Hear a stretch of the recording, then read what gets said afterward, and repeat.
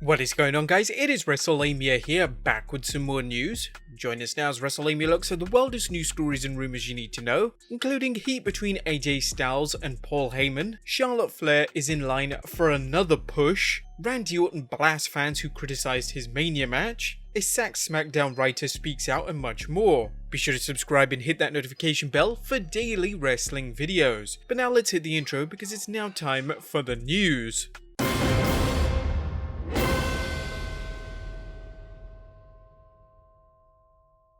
Now our first story looks at heat between AJ Styles and Paul Heyman. And one of the biggest surprises in recent memory was AJ Styles being traded to SmackDown, and no, Raw has yet to gain anything from the deal, like they said. While various theories have been thrown out, a new one has come to attention and it involves alleged heat between AJ Styles and recently released Raw Executive Director Paul Heyman. Styles appeared on After the Bell and he felt he needed a change of scenery after his friends Carl Anderson and Luke Gallows were released. The Wrestling Observer's Dave Meltzer wrote the following on the newsletter's message board. Actually, the reason was that he was furious that Gallows and Anderson were fired. Blamed Heyman. Classic case of JRJJ Laurinaitis syndrome. Vince is the one who made the decision, but I suppose he felt Heyman could have fought him on it. So he wanted to go to the side where the guy in charge isn't fighting Vince on something like that either.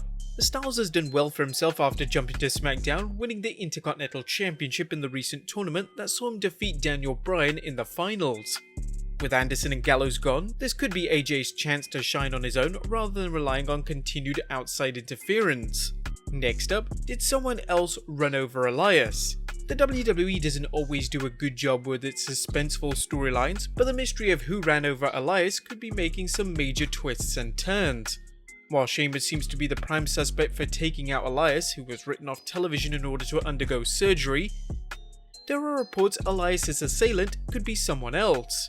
WrestlingNews.co's Paul Davis reported, "I was told that the announcers and the production team were given specific notes to remind fans that Hardy and Elias' attacker had red hair and a red beard." This was mentioned during Hardy's promo in the opening segment, while Corey Graves tried to cast doubt the attacker was Sheamus. Sheamus' obsession with taking Jeff Hardy out of the WWE would give him plenty of motivation for wanting to frame Jeff, but let's consider Davis's other remarks. It was worth noting that another person who fits the description of the attacker is Sami Zayn, and I was told that he will be returning to WWE television very soon. On Twitter, Zayn has been playing up with his disgust over being stripped of the Intercontinental Championship. Elias and Hardy were in opposite brackets in the tournament. With Bruce Pritchard now working closely on Raw and SmackDown, as well as Vince McMahon continuing to change things as he sees fit, there's no way of even guessing who will be revealed as the mystery driver. Is there anyone you would think would be a good choice for this role in order to create a strong storyline? Let us know in the comments down below. Next up, more titles for Charlotte Flair. Charlotte Flair has an astonishing career in the WWE with 12 women's championships to her credit and an impressive resume that includes headlining WrestleMania 35 and winning the 2020 Royal Rumble. While Flair recently dropped the NXT Women's Championship at NXT TakeOver in Your House, Dave Meltzer is reporting that Charlotte Flair will be Asuka's next opponent for the Raw Women's Championship. With Becky Lynch gone for who knows how long, it appears Flair is the WWE's new top female performer, with Ringside News reporting on this and the last several weeks of WWE television supporting this. While the Queen lost the NXT Women's title, it was in a triple threat match that she wasn't pinned in. Now the WWE finds itself in a situation where it has the chance to build up its women's roster by using Flair to put over other opponents by losing to them and also defeating them in competitive matches that should make her opponent look strong even in defeat. But the problem is that the WWE has been feeding its undercard female performers to the top players week after week with zero payoff for either the winners or the losers. What's fascinating about the Charlotte Flair push, besides the negative reactions of some fans who feel she's being over-pushed, is that it follows the WWE's monster push for Shayna Baszler that saw the Queen of Spades dominate at the Royal Rumble and destroying all the competition at this year's Elimination Chamber match, only for Baszler's push to be evaporated after WrestleMania. The WWE had a new monster to consider, but as often happens, it was the latest victim of Vince McMahon's whims. The Baszler push saw her destroy Natalya, Asuka, Liv Morgan, Ruby Riott and Sarah Logan in one night, making all of them, with the exception of Asuka who worked with a storyline injury, look incredibly weak. If Charlotte gets another title run, will the WWE use it to elevate undercard talent or merely elevate Flair until Becky Lynch returns? Next up, Randy Orton blasts a fan who criticized the Mania match. Now, Randy Orton is headed into one of the most overhyped matches in wrestling history as he faces Edge at Backlash in what is being billed as the greatest wrestling match ever. That's a tall order, especially since Orton and Edge's previous match at WrestleMania had been criticized as being boring and going on far too long, a total of 36 minutes.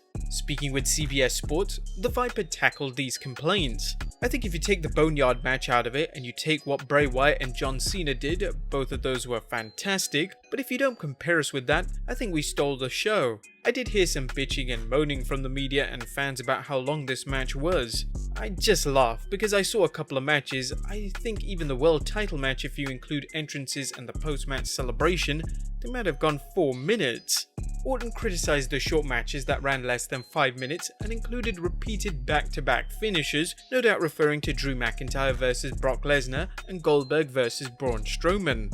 As far as the master of the RKO is concerned, at WrestleMania I think we stole the show. At WrestleMania I think we had the best story going into it, which definitely helped. The promos were killer and it was only going to get better and better. Now at Backlash, are we going to have the greatest wrestling match ever? Well, that's subjective. I kind of painted myself into a corner and the pressure is definitely on, but if anybody is capable of it, it's myself and Edge. Orton is right that there will be some extremely short matches at Mania, but wrestling is all about balance. There will be short matches and there will be longer matches, but the length of Orton and Edge's match was only part of the criticism. The other part was that for a last man standing match, it was rather slow. Next up, a SmackDown hacker update. The SmackDown hacker storyline seems to have faded into the background, with the mysterious individual or individuals who have been exposing SmackDown superstars as secrets absent from television and social media for some time. The hacker's last Twitter post was on 28th May and the hacker hasn't appeared on television or pay-per-view in weeks. Does that mean the storyline is disappearing without any reason why? According to Ringside News, the hacker's absence has to do with the current behind-the-scenes scrambling in the WWE. The SmackDown hacker angle is not dead. Something is still going on, but they are waiting. We're told by a source in the company that those in the know are being coy about the subject. Things are moving around backstage in the WWE and some stories were shuffled. The entire procedure backstage needed to be changed around with Paul Heyman's exit. The SmackDown hacker storyline has been fascinating and it provides the opportunity to create a mystery not only as the identity of the hacker, but the potential for revealing betrayals by superstars and other intrigues backstage. Do you think the SmackDown hacker storyline should continue? Let us know in the comments down below. Next up, Ric Flair picks the 2 best wrestlers today, and one of them is incredibly obvious. With a wrestling career dating back to the early 70s and over 16 world championships to his credit, it's safe to say Nature Boy Ric Flair has seen it all and done it all. While the dirtiest player in the game hasn't wrestled in several years, he still keeps up on the Sport of Kings and appeared on the bump talking about who he sees as the 2 best wrestlers in the industry today. I know I have to be careful about what I say, but I'm not going to pull back the reins on Charlotte. I do think that Randy Orton is one of the best workers in the business today. It's easy to name 5 guys, but there is only one guy and one girl who is the best. Randy and Charlotte are the best. They worked their ass off to get there. While Flair is obviously biased towards his daughter, her achievements are undeniable. And finally, a sacked SmackDown writer speaks out. And last but not least, recently released SmackDown writer Chris DeJoseph, better known to some fans for his on-air role as Big Dick Johnson, tweeted about his feelings on his WWE release. After 10 years away, wasn't really into giving my life to the unpredictable whims of one person. But I believe in Bruce Pritchard and his vision, and totally dodged a bullet. It's not difficult to figure out who the unpredictable whims of one person is, referring to considering the constant reports of Vincent Kennedy McMahon's maddening moods and last-second changes to Raw and SmackDown scripts. According to an article at WrestleZone, DeJoseph was recently let go by WWE after reportedly making inappropriate remarks on a recent conference call. There has been no elaboration on what exactly happened, and DeJoseph is obviously being vague about things. Whether or not he's bound by some sort of confidentiality agreement remains unknown, but if he does speak out, it should prove interesting. But there you have it guys, the wildest wrestling news stories and rumors you need to know. What do you guys think of Charlotte Flair's continued push in WWE? Let us know in the comments down below, subscribe if you haven't already, follow us on Instagram and Twitter, and I'll see you next time with some more wrestling content.